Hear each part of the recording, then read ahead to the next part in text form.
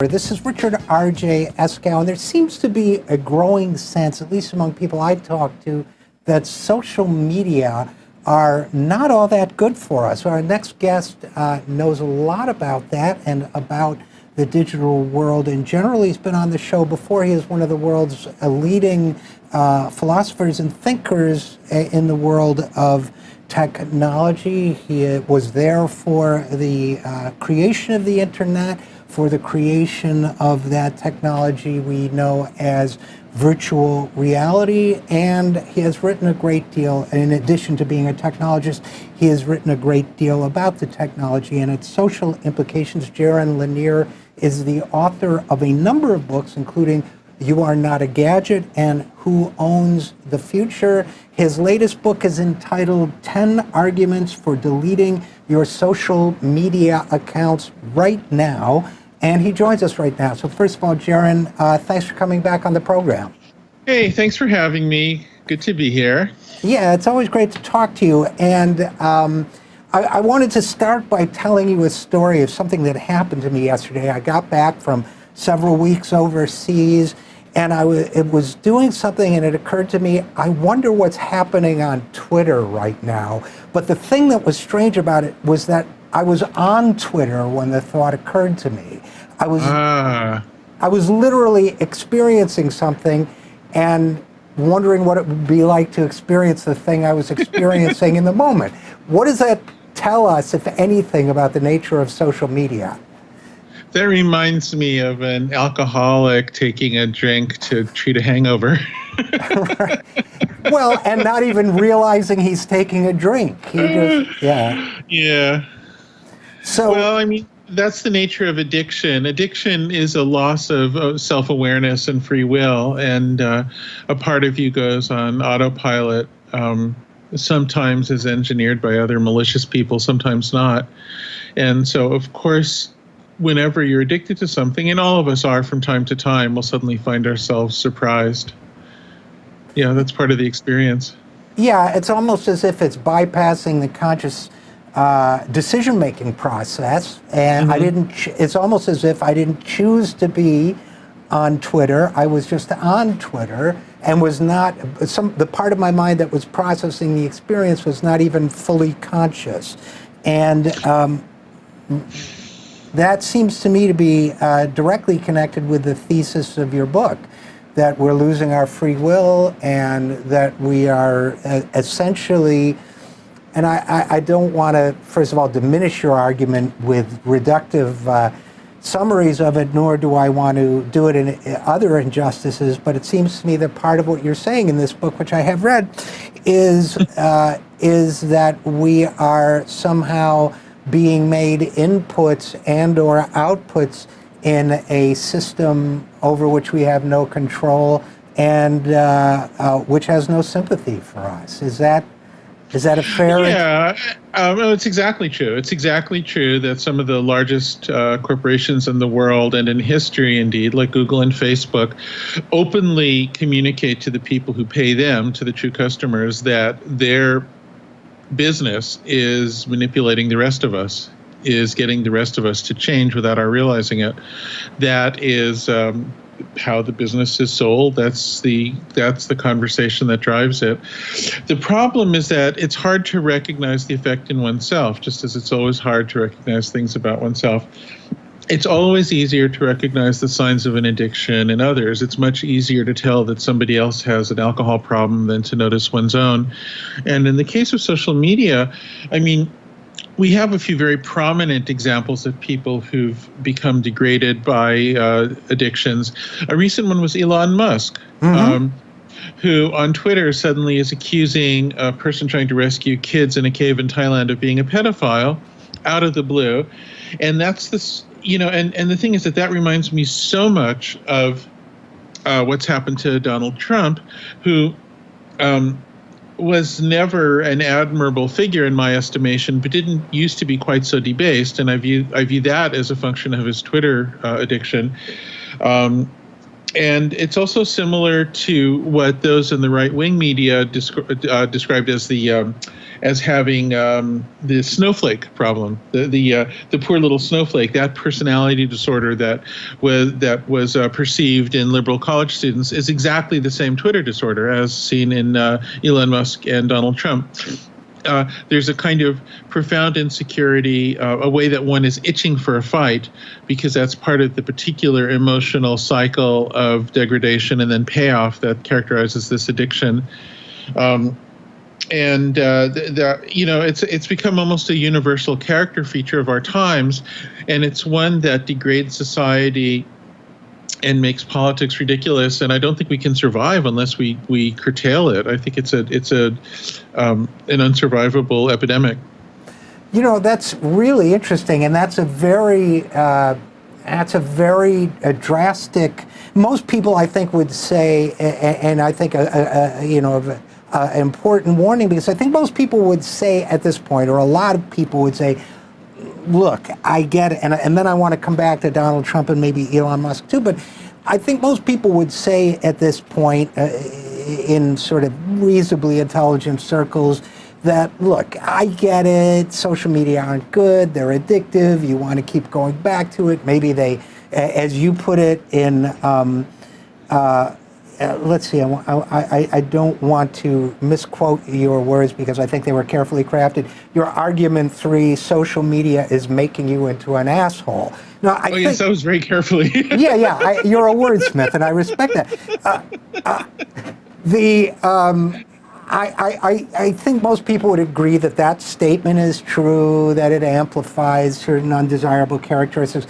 But you're really taking it further than that. You're saying not only is it making us assholes, but it's really threatening the fabric of society itself. Why is that?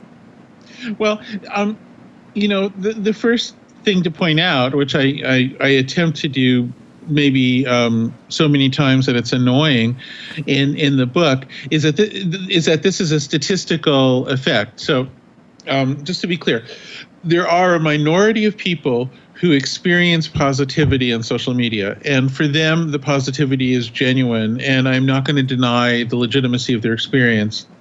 And a lot of examples of that might include, I think particularly like parent groups, mothers trying to help each other, people with particular medical conditions reaching each other. There's a lot of examples, I think, of positivity, and I don't deny the reality of those. And then I think there's a majority of people who experience slight effects, where they're a little more irritable, a little more paranoid, a little more insecure than they would have been otherwise.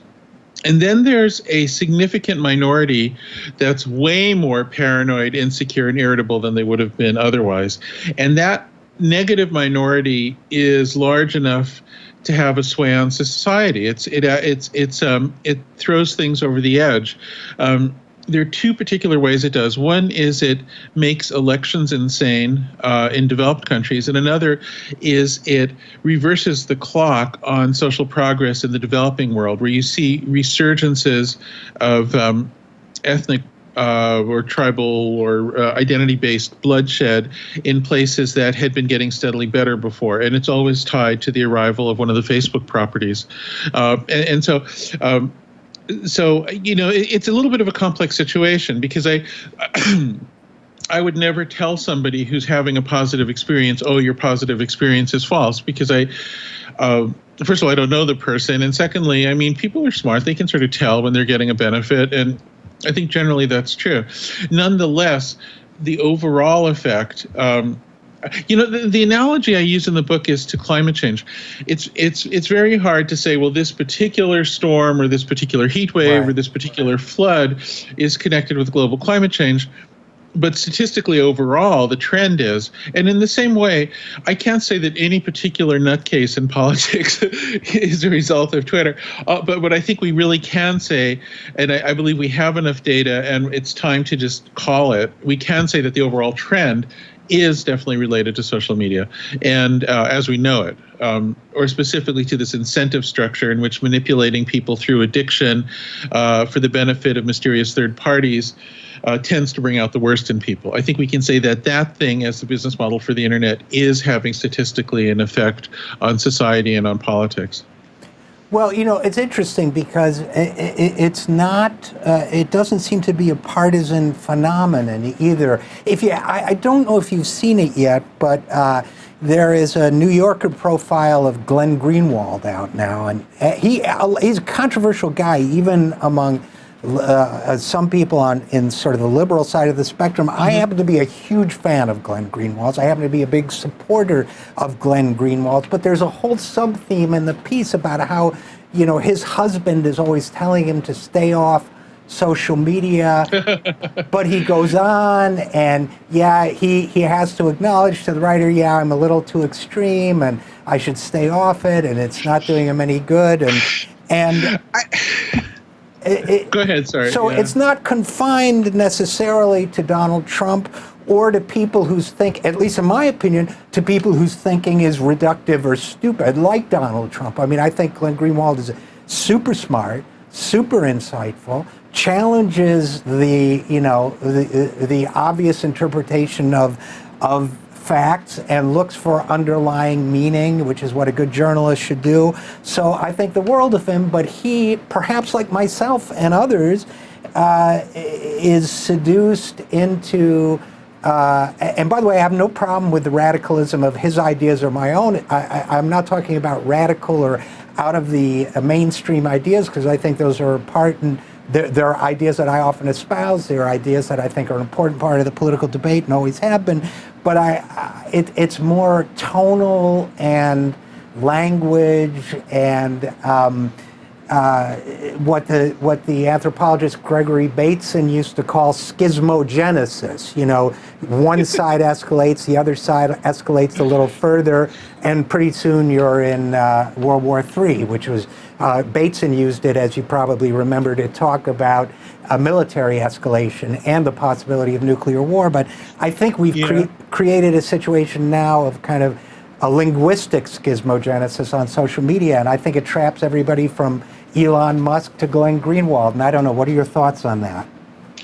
Well, I mean, I'm always hesitant to declare some kind of judgment on something like Greenwald, who I don't know, but from afar, it seems like somebody with interesting ideas and a lot of a professional achievement and an important role in the world, who's let himself get degraded and a little crankier and nuttier than he really ought to be, specifically through a social media addiction. I have to say, this is really common in journalism. A lot of journalists have gotten addicted to Twitter because I think the gateway drug is or the gateway emotion, let's say, is vanity, because you can watch it and you say, oh, hey, people are following me. And then it becomes, you go for the vanity, but then you stay for the fear, because then you're worried, like, oh my God, am I losing it? Am I gaining ground or something? And I wish I could communicate somehow to all you guys in the media that it's a big illusion.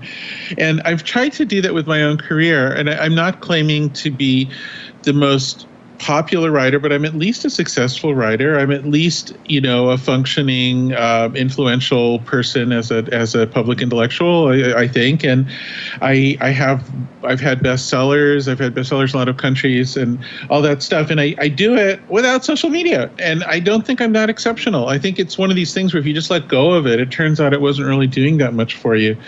But I think the illusion day to day is that it becomes your world and you're really judging yourself by it. And so you get into this weird cycle of insecurity. And I think it would be profoundly helpful to our society if more journalists could just get off the stuff. But I realize it's not going to happen soon. It's a process. Well, it's really interesting. And again, we're talking with Jaron Lanier, writer, thinker, and technologist, computer scientist. about his new book, 10 Arguments for Getting Off. Let me get the exact. What's the exact 10 arguments for deleting your social media accounts right now? Yeah, that's it. Yeah. And as polemic a title as you've ever come up with, I would say, but good. Let me give you an example from my own personal experience as a journalist. So I just spent 3 weeks, not entirely offline, but largely, traveling. And I went back and I saw a writer that I really respected, had given me a friend request on Facebook. And by the way, I've always told myself, well, I have to do this to promote my social profile and so on.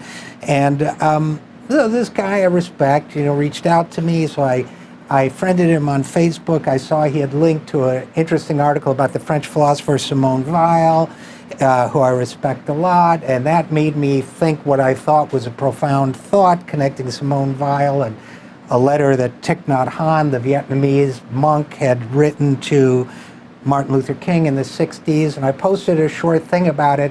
And then my feelings were hurt that more people didn't link to it. And I thought, this is it. This is what, because I knew I was going to talk to you today, Jaron. This is what Jaron Lanier is talking about, that it was good until it wasn't. Meaning, yeah, it was good to make contact with this guy. It was good to read the Simone Weil article, and then it was good to make that mental connection. But then it set up a phenomenon. You say at one point social media is making you sad.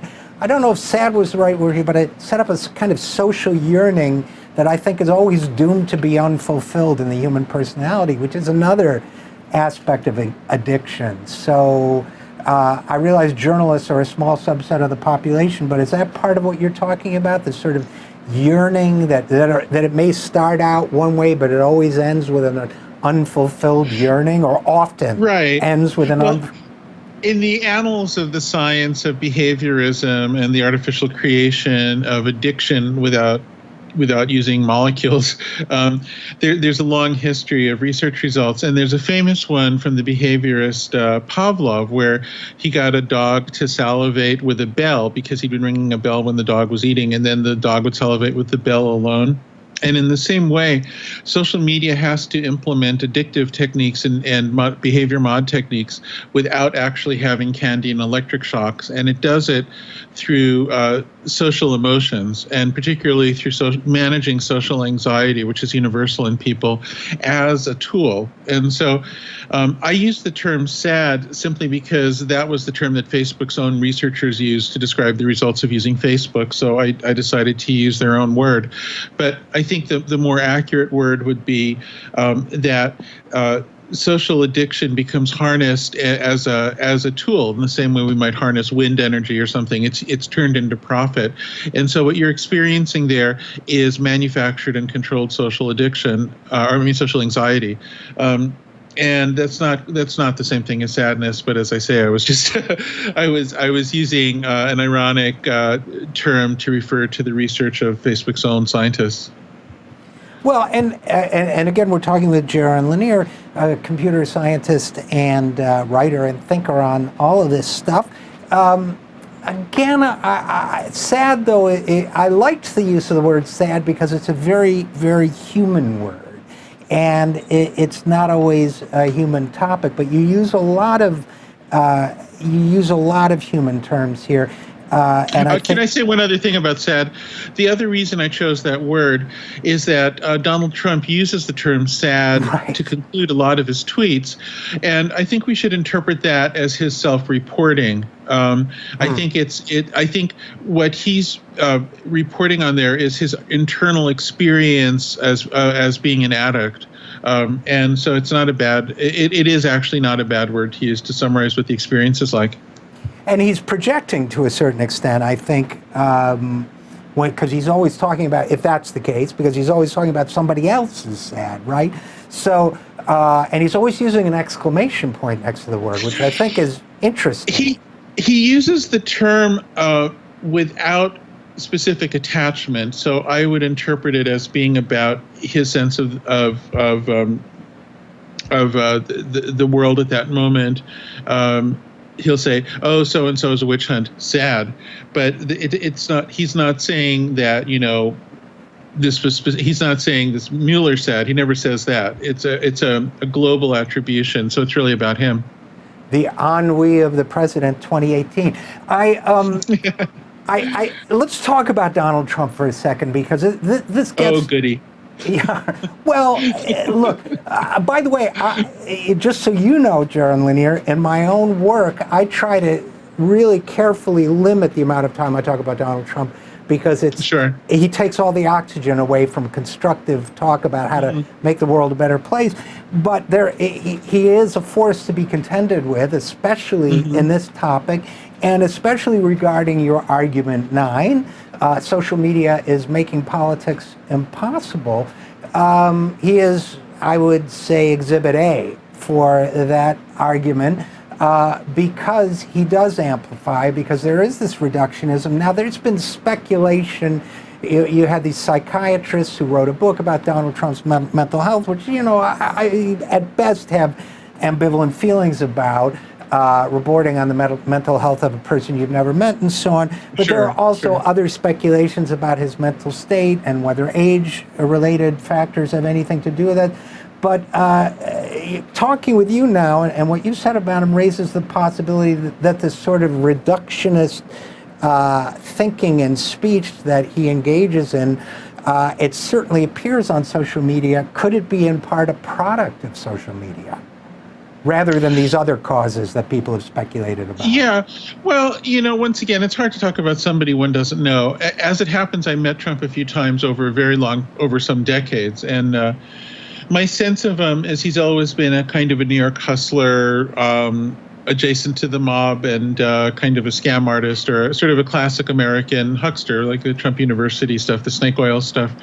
But I think this kind of bizarre insecurity and paranoia and irritability and all that stuff that we see in him today might be a product of his age. That's the thesis of some. It might be a product of the stress of the office. That's a thesis. But it's so similar to the same pattern that you see in other Twitter addicts. It's so similar to what we see in Elon Musk suddenly turning himself into this horrible person on Twitter. It's so similar to what we see so often that I think it's probably just Twitter talking. I think it's his addiction talking, at least that aspect of him. That doesn't explain everything. And I'm not saying that his ideas or his the dynamics that he uses to attain political power would be any better were it not for Twitter. But I think his character might be, and that actually matters. Yeah, no, of course it matters a great deal. Now, here's what I want to talk to you about, Jaron Lanier, in our remaining few minutes. You talk about how social media is making politics impossible. But as I mentioned earlier, what I struggle with in all of this is the fact that I do believe we need to create space for extreme ideas, or ideas that seem extreme, for radical ideas, for ideas outside the mainstream. I do believe that passion has a profound and important role in the political process. I think there are things that people are angry about that they should be angry about, and that may be one of the flaws of our politics of the last 20 years, and one of the things that gave rise to the phenomenon of Donald Trump and the far right, is that maybe people of good intention weren't angry enough. And so I guess the question that I wanted to pose to you is, how do we balance, or maybe you don't share these concerns that I do, but if you do, how do we balance the need for passion, the need to create space for what some might call radical ideas, as well as, respecting of, one another and so on, with the harmful effects that social media are probably having on the political process? Yeah, no, it's a great question. And I actually do share with you a feeling that we have to have a space for radical ideas. And I'm actually attempting to just exercise what seems to me to be common sense and reason, but I've been accused of being an extreme radical. I was accused in the Wall Street Journal of being worse than Marx once. So, that's pretty good. Yes, I was happy. But the thing is, Uh, I think there's two things that perhaps we can agree with that would both be corrective. One is that we shouldn't have, right now, the only business model, the only way you can finance connection between two people online is because there's a third person who wishes to addict and manipulate those two people without being realized, without announcing themselves. And this idea of this stealthy person in the middle, this stealthy manipulation being the only business model, clearly makes the society insane. And so if we can disincentivize that, I think we won't have this incentive system that energizes the most cranky and paranoid and disturbing and insecure messaging all the time, and that'll create space for other things. So I think just making the incentives at least slightly non-perverse would help a lot, and that has nothing to do with censoring anybody. It's just shutting down this horrible incentive machine. And then the second thing is, I think we have to remember the difference between anarchy and democracy. So in democracy, what you have is some kind of a structure, including things like political parties and journals that adhere to their own standards, and all sorts of assemblies that people enter into voluntarily that aren't forced. And then these assemblies build up what you could say are a brand feeling. So like a particular journal might develop a reputation for doing good fact checking, or another one might develop a reputation for having excellent style, or whatever it is. And then when people enter into these things, there's a bit of context and there's a bit of quality control through voluntary means, not imposed. And the same thing is true for political parties. The same thing is true for schools, and for that matter, for labor unions and for all other kinds of structures. And I think it's this intermediate world of structures that allow people to express diversity, but with some sense of quality and dignity and context and cooperation instead of total anarchy. Those intermediate structures are exactly the things that were broken when Facebook said we want to move fast and break things. It was all those intermediate things. In Facebook's ideal universe, there's nothing but this giant global God platform, which is Facebook, and then everybody else is an individual, and all individuals are pitted against each other in a Hobbesian competition for the benefit of the giant platform. Instead, they should be able to collate into these intermediate structures that then can have quality and can express divergent points of view with context and with responsibility. So that's my two-part answer. The second one is more subtle. So I'd say just shut down the horrible incentives and then try to recreate in the internet age some of the intermediate structures that have been weakened, like journalism in general. So that's my solution. I'm profoundly anti-censorship and I'm profoundly pro-diversity, but that should not be understood as being pro-anarchy or demanding that the incentive structure of civilization promote the most cranky people. Right. And to that point, Jaron, while you were talking, I was picturing the coffee houses of Elizabethan England and how those were, in effect, the social gathering places of their time. And yeah, maybe to a certain extent, there was a social reward for being radical and having fiery ideas and being a fiery speaker. But what would history have looked like if every time somebody said something that pissed somebody else off, they got another cup of coffee? You know, it was just a simple feedback, sort of Pavlovian feedback loop. And I think that's part of what you're saying. I mean, obviously just... Yeah, the analogy would be is you only get coffee when you can shout somebody else down, and then that would not be free speech at all. And that's essentially what social media is today. So we got about a minute left, I would say. So I'll do something hopefully not too unfair and say in a minute or so. Just be a little unfair. Yeah, a little unfair. In a minute or so, where I won't ask you where this is going because I'm not sure anybody knows. Where would you like to see this go? I mean, would you like to see people create their own institutions for online communication and social media? Would you like publicly owned or publicly created nonprofit social media? Should people just stay off until then and maybe come back? Or do you have a different vision of the future, or do you just know that this insanity has to stop? Well, one of the things I'm trying to do, and it's not easy, is propose specific paths forward. And of course, it's easier to be a critic. You can be a critic, and then people will join you and say, "Yeah, I give it to them." But if you're trying to propose solutions, it's very hard because there's no way to come up with a perfect solution. And it's always appropriate to criticize solutions, but at the same time, you have to work towards them.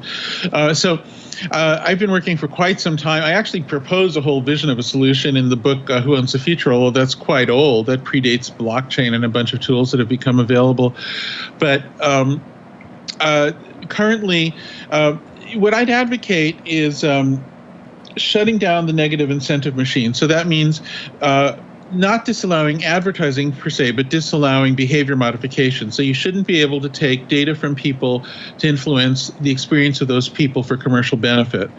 That would shut down an incentive structure that's highly negative and immediately create a space for alternatives. And then I suspect the best alternatives will involve monetizing things more, where you'll get paid when you have a post that's popular and you'll pay for services at a reasonable rate. People used to think that paying for things on the internet was horrible, but then companies like Netflix and HBO tried it, and they got what we call peak TV. It actually sometimes does make things better.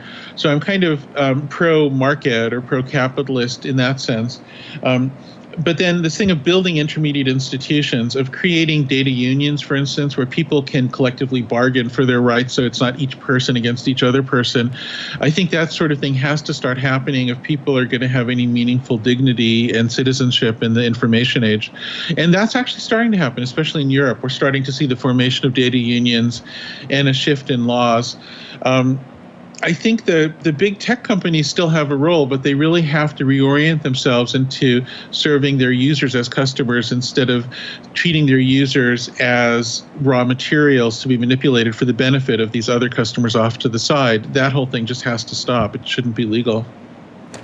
Well, I think that's a great sketch or blueprint for the future. I strongly endorse a lot of those ideas, and maybe have one or two concerns about others that we could talk about at another time, but it sounds great overall, and it sounds well worth updating if in your free time. But until then, Jaron Lanier, computer scientist, writer, and thinker on technology and society. As always, great to talk to you, and thanks for coming back on the program. Thanks so much for having me. Appreciate it.